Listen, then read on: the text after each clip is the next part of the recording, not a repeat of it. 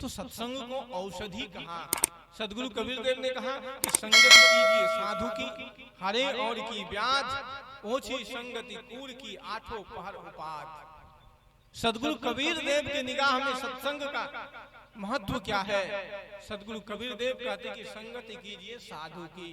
किसकी संगति करो? साधुओं की संगति करो, महापुरुषों का संगति करो, क्योंकि संग का रंग चढ़ता है। आदमी जैसे चिंतन वचन आचरण करने वाले व्यक्ति का संग करता है, वैसा आदमी का जीवन हो जाता है। आदमी जैसे चिंतन वचन आचरण करने वाले व्यक्ति के संसर्ग में जाता है, वैसा ज्ञान आदमी के जीवन में उतर जाता है। नीतिविद ने बड़ा ही अच्छा कहा कि मति हीयते हीनई सह समागमात। जब कोई व्यक्ति हीन चिंतन वचन आचरण करने वाले व्यक्ति का संसर्ग करता है, तो सबसे पहले उसकी मति हीन हो जाती है, बुद्धि खराब हो जाती है। इसलिए तो कहा कि भूल कर भी कुसंग में आदमी को नहीं जाना चाहिए। कुसंग का प्रभाव बड़ा गहरा होता है। सबसे पहले मति हीयते हीनई सह समागमात। हीन चिंतन वचन आचरण करने वाले व्यक्ति का यदि हम संग करते हैं, तो सबसे पहले हमारी मति खराब हो जाती है, बुद्धि खराब हो जाती है। मति हीयते हीनई सह समागमात। आज आदमी की बुद्धि हीन हो गई है, इसलिए तो आदमी शराब पी रहा है, इसलिए तो आदमी कुकर्म कर रहा है। बड़ा आश्चर्य लगता है, कभी कभी मैं सोचता हूँ कि छोटे छोटे बच्चे आज जिसके हाथ में कापी कलम होना चाहिए, आजकल वो छोटे छोटे बच्चे क्या करते हैं? एक नशा चला है सोल्यूशन।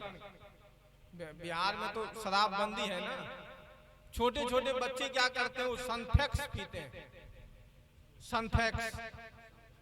सनफिक्स कहते हैं उसको, पता भी नहीं है हमको। सनफिक्स पीते हैं। एक दिन एक बच्चा मिल गया हमको, ट्रेन में जा रहे थे पूर्णिया से तो मधेपुरा जा रहे थे, तो वो शायद बनमनखी में चढ़ा और मुरलीगंज में उतर करके वो कुछ सामान लिया जो आजकल आदमी उपयोग करता है। कुछ सामान लिया, कुछ सामान लेने के बाद फिर वो गाड़ी पर चढ़ जाता है और आकर के मेरे बगल में बैठ गया। और मेरे ही बगल में बैठ गया तो आजकल आदमी का सामान क्या है? शिखर, गुटखा, तंबाकू, सिगरेट, यही कुछ सामान है। बच्चे बूढ़े सबका। पहले बच्चे जाते थे दुकान पर चॉकलेट खरीदने के लिए, आजकल छोटे छोटे बच्चे भी सयाने हो गए हैं, दुकान पर जाते हैं शराब की बोतल खरीदने के लिए। वो छोटा सा बच्चा मेरे पास बैठ गया और कहता कि कौन है आप? मुझे से प्रश्न किया, कौन है आप? मैंने कहा देख रहे हो सफेद कपड़ा पहने हुए हैं, कोई फकीर ही होंगे। कहा अभी जवानी है, अभी तो मौज मस्ती करने का समय है, अभी फकीर हो गए? अभी तो पूरा जीवन बाकी है, अभी से साधु बन गए? अरे अभी कुछ मस्ती कर लेते, कुछ मजे कर लेते, कुछ आनंद कर लेते, अभी काहे साधु बन गए? तो हमने कहा कि बाबू ये बताओ कि मौज का साधन क्या है, मौज कैसे किया जाता है? कहा आपको ये भी पता नहीं है मौज कैसे किया जाता है? कहा अभी मैं बताता हूँ। वो निकाला जेब से एक शिखर का पैकेट, उसको खोल करके हाथ में रखा और एक बार में सारा शिखर का गुटखा का जो पैकेट था अंदर गटक गया। उसने कहा कि मौज का पहला साधन यही है। उस बच्चे ने कहा कि मौज का पहला साधन, उसकी आयु कम से कम 12 साल की होगी, कहा मौज का पहला साधन ये गुटखा है। हमने कहा दूसरा? फिर दूसरा साधन निकाला, एक सिगरेट निकाला और सिगरेट जलाने के बाद एक बार में पूरा धुआं अंदर किया और पूरा धुआं मेरे मुंह पर ला करके फेंक दिया। कहा ये मौज का दूसरा साधन है। और कहा इस तरह से बहुत सारे साधन हैं, अभी आपको पता नहीं है, हमको पता है। हमने कहा बाबू ऐसे अगर मौज के साधन हैं तो मुझे नहीं करना है, मैं तो ठीक हूं, मैं ऐसे ही ठीक। सोचिए कि वो 12 साल के बच्चे के जीवन में ये संस्कार कहां से आया? कहीं न कहीं उसका संग बिगड़ा, संग का परिणाम उसके जीवन में आया, क्योंकि संग का परिणाम आदमी के जीवन में आता है। आदमी जैसे चिंतन वचन करने वाले, आचरण करने वाले व्यक्ति का संसर्ग करता है, वैसा आदमी का जीवन हो जाता है।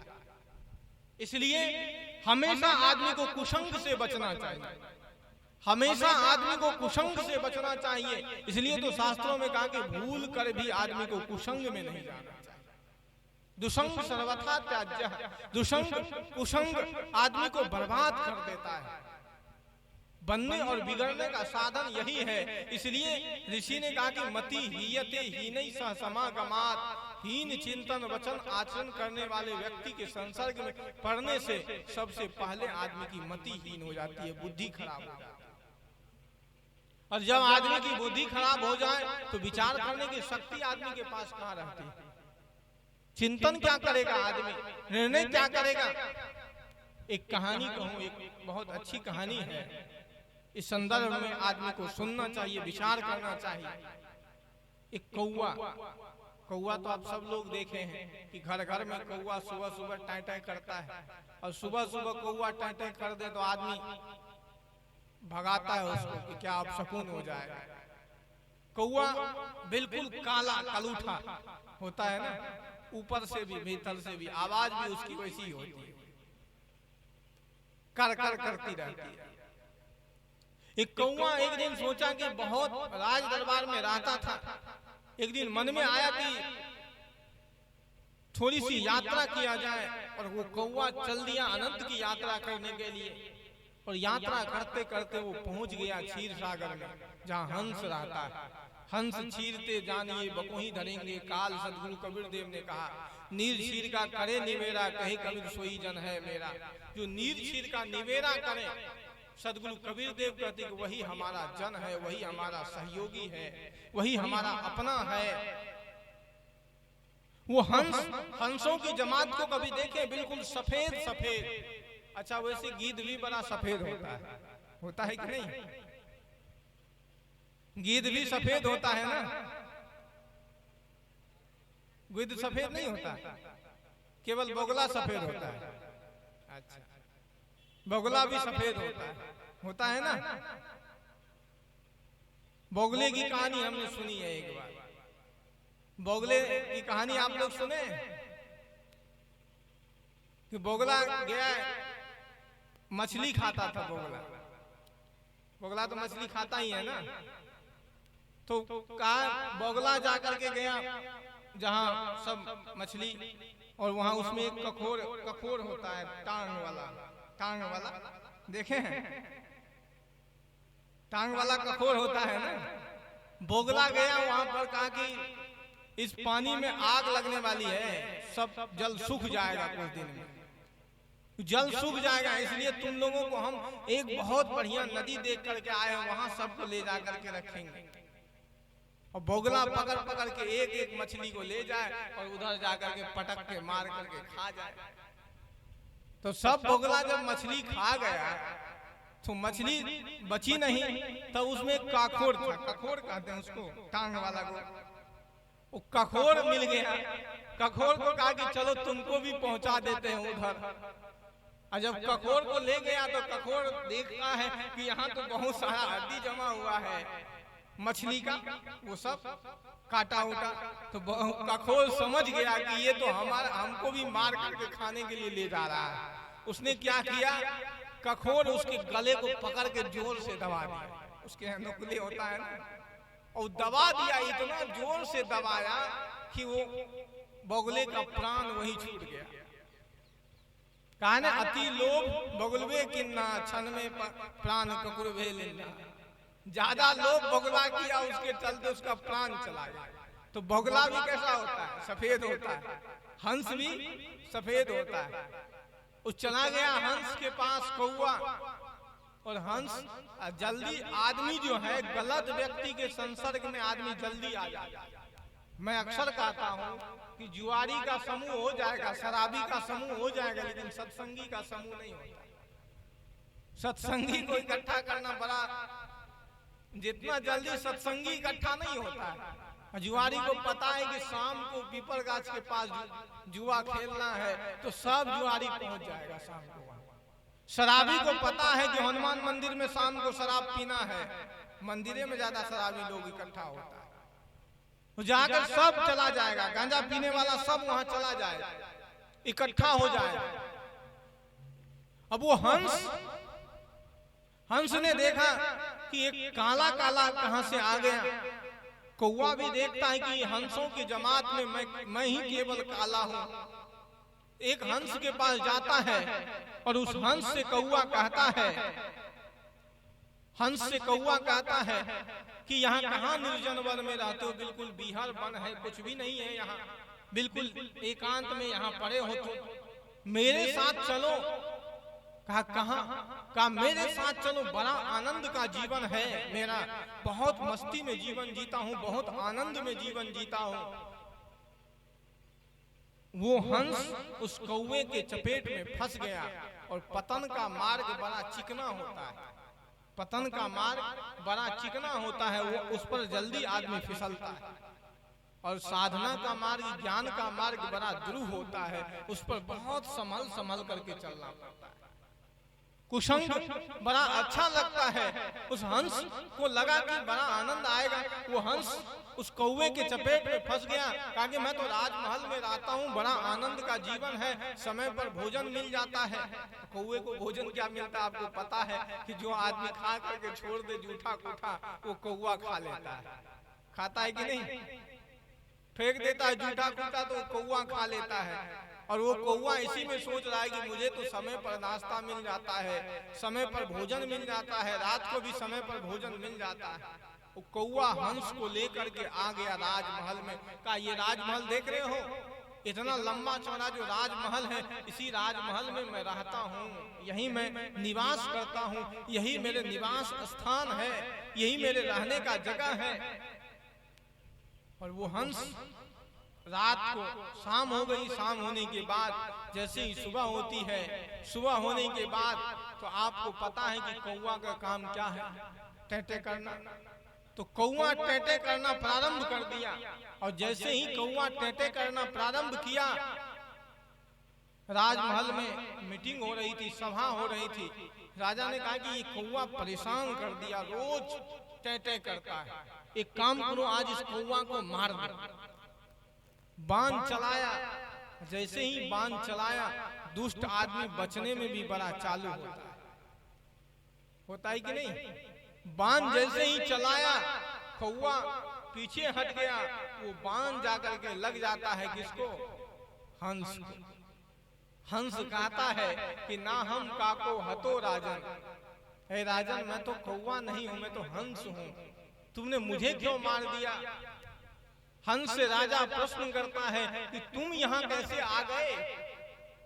तुम तो नीरछीर का निवेरा करने वाले, नीरछीर उस ताल में रहने वाले, तुम समुद्र में रहने वाले, यहाँ कैसे आ गए?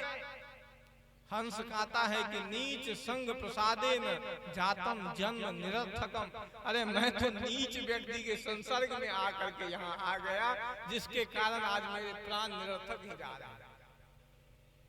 आज मेरे प्राण निरर्थक जा रहे हैं क्योंकि मैं नीच व्यक्ति के संसर्ग में फंस करके यहाँ तक आ गया। उसका परिणाम मुझे मिला। कुसंग का परिणाम कभी भी अच्छा नहीं हो सकता है। जो कोई भी व्यक्ति कुसंग किया है, उसके जीवन का परिणाम अंत में दुखदाई हुआ है। वो व्यक्ति अंत में रोया है, अंत में गिड़गिड़ाया है, अंत में दुख भोगा है, अंत में कष्ट भोगा है। इसलिए हमेशा कुसंग से आदमी को बचना चाहिए, गलत संग से आदमी को बचना चाहिए। इसलिए ऋषि ने कहा कि मति हीयते हीनई सह समागमात, हीन चिंतन वचन आचरण करने वाले व्यक्ति के संसर्ग में जाने से सबसे पहले आदमी की मति हीन हो जाती है, बुद्धि खराब हो जाती है। समस्त समता में थी, जब व्यक्ति समान गुण धर्म वाले व्यक्ति का संसर्ग करता है तो आदमी के जीवन में समान गुण धर्म आता है। और जब आदमी विशेष व्यक्ति का संसर्ग करता है तो अनायास ही व्यक्ति के जीवन में विशेष गुण आ जाता है। अनायास जब आदमी विशेष गुण धर्म वाले व्यक्ति का संसर्ग करता है तो आदमी के जीवन में अनायास ही विशेष गुण आ जाते हैं। इसलिए हमारे शास्त्रों में कहा गया कि संग करना चाहिए महापुरुषों का, संग करना चाहिए ज्ञानी व्यक्ति का, संग करना चाहिए तत्वदर्शी व्यक्ति का, संग करना चाहिए भद्र पुरुष का। संग का असर पड़ता है। आज हम लोग अपने जीवन को टटोल करके देखते हैं कि ये जीवन जो है आज संग का ही परिणाम है। आज अच्छे संग नहीं मिले होते तो आज हम यहाँ तक नहीं पहुंचे होते। आज हमारा जीवन कहाँ होता, हम भी कहीं युवकों के साथ वही कर रहे होते हैं जो युवक आज कर रहे हैं। हमारा भी जीवन वैसा ही होता जैसा आज और लोगों का जीवन है, बदला है। उसके मूल में कहीं न कहीं संग है, उसके मूल में कहीं न कहीं महापुरुष का साहचर्य है। कोई भी व्यक्ति कितना भी ज्ञानी व्यक्ति क्यों न हो, अगर तत्वदर्शी व्यक्ति का संसर्ग करता है, ज्ञानी व्यक्ति का संसर्ग करता है तो उसके जीवन में जरूर परिवर्तन आता है, उसके जीवन में जरूर बदलाव आता है। तो सत्संग परिवर्तन का केंद्र है, सत्संग बदलने का केंद्र है।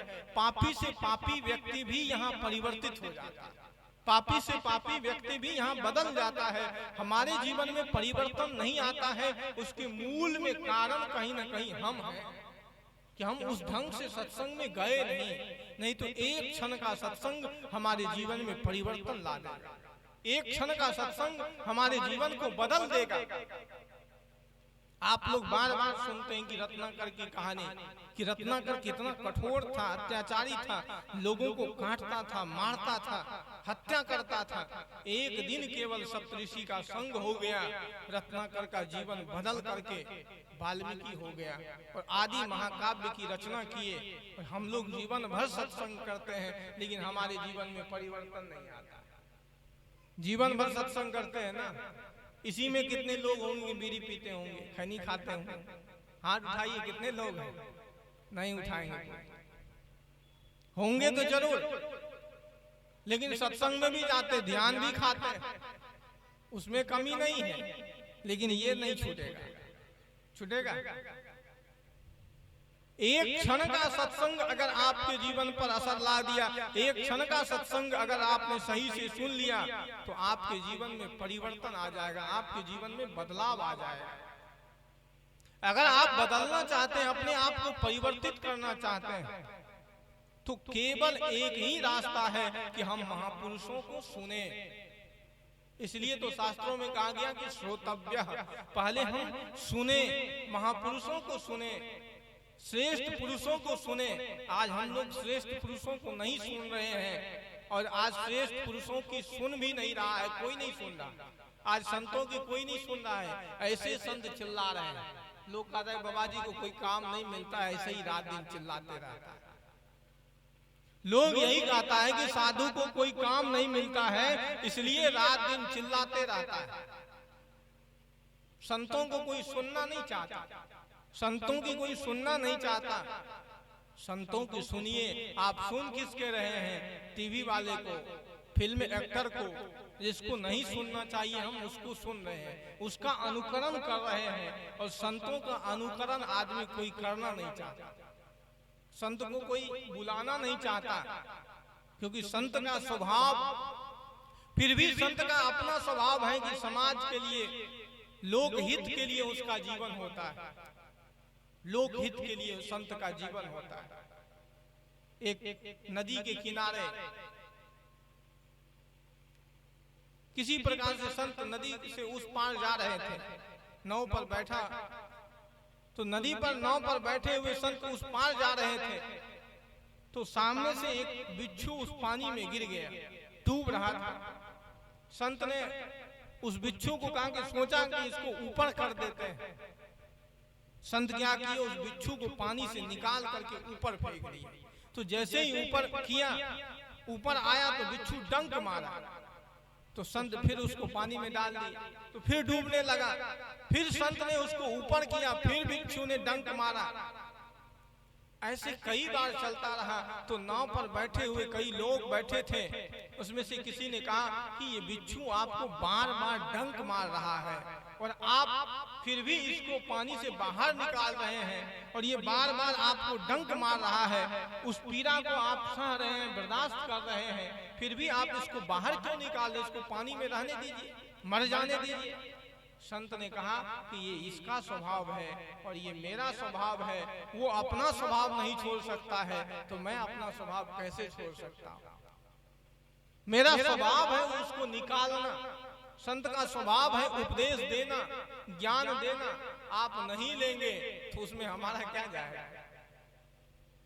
हमारा काम है कि हम आपको ज्ञान दें, सही जानकारी दें, सही समझ दें, और उस सही समझ, उस सही जानकारी के अनुसार आप अपने जीवन को नहीं जिएंगे तो इसमें हमारा कुछ जाने वाला है? इसमें जाएगा किसका? आपका। हमारा कुछ नहीं होने वाला है।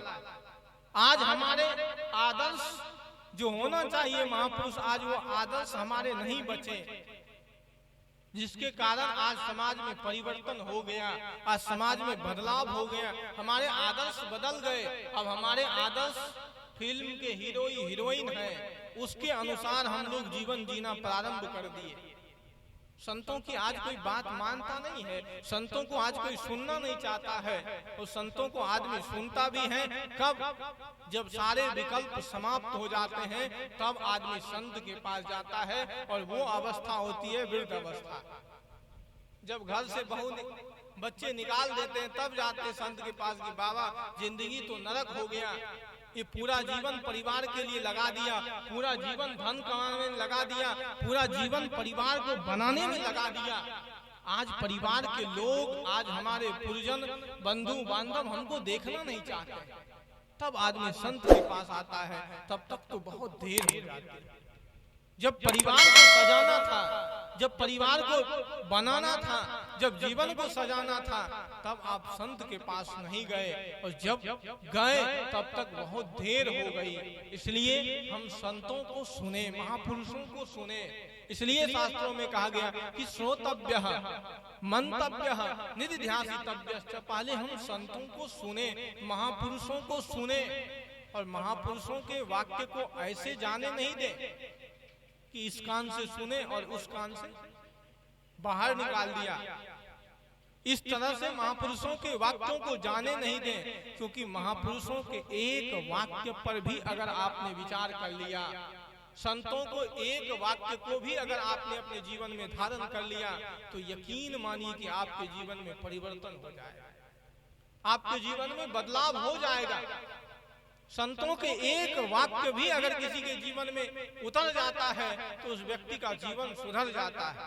केवल हम सुने नहीं, उस श्रुत ज्ञान पर मनन करें, विचार करें, मंथन करें, और मंथन करके उस ज्ञान को अपने जीवन में धारण करें, अपने जीवन में उतारें, जिससे आपके जीवन में परिवर्तन होगा, जिससे आपके जीवन में बदलाव आएंगे। तो आज महेंद्र बाबू ने सत्संग का आयोजन किया। मैंने बात प्रारंभ की थी कि सत्संग का प्रभाव मनुष्य के जीवन पर पड़ता क्यों नहीं है। उसके मूल में कारण यही है कि आदमी आज अपने आप को पात्र नहीं बनाया, योग्य नहीं बनाया, अधिकारी नहीं बनाया। ज्ञान के अधिकारी हम बने। इस संसार में सबसे मूल्यवान वस्तु कोई है तो ज्ञान है। गीता कहती है कि श्रेयान द्रव्य मया दज्ञात ज्ञान यज्ञ परम तपः। हे अर्जुन, द्रव्य यज्ञों से भी बढ़ करके अगर कोई यज्ञ है तो ज्ञान यज्ञ है।